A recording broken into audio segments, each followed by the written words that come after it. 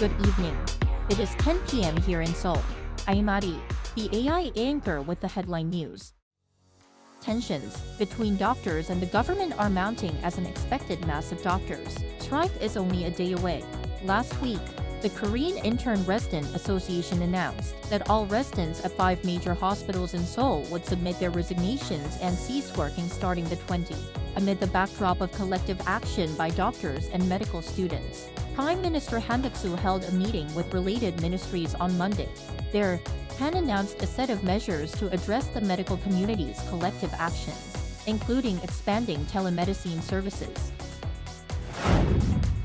On Monday, South Korea's National Assembly held an opening ceremony for the start of the 21st Assembly's last extraordinary session.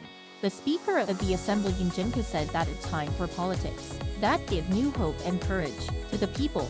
Coming up in this week's agenda are speeches by floor leaders in government questioning sessions. Later, the Assembly will work to finalize electoral districts ahead of the general election in April. New data shows South Korea's workforce is becoming increasingly older with more people in their 70s in employment. According to Statistics Korea on Monday, the number of workers in their 70s rose by 11.4% on year in January to over 1.5 million people.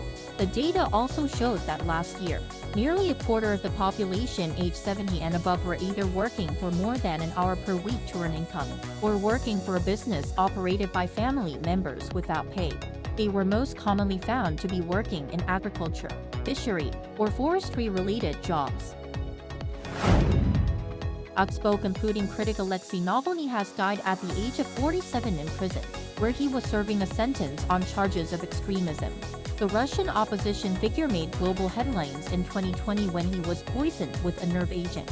He survived following treatment in Germany, before returning to Russia in 2021. Upon his return, he was arrested on charges of extremism.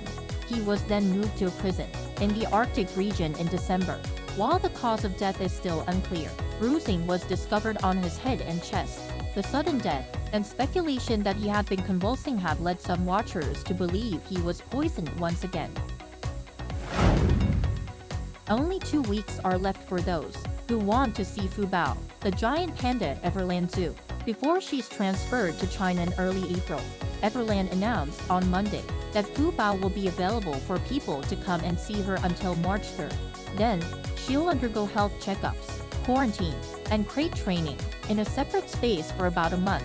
All cubs of pandas on lease must be sent to China for breeding once they reach sexual maturity, typically around 4 years old. Fu Bao will turn 4 in July. That brings us to the end of tonight's AI headline news. Thank you for watching. Good night.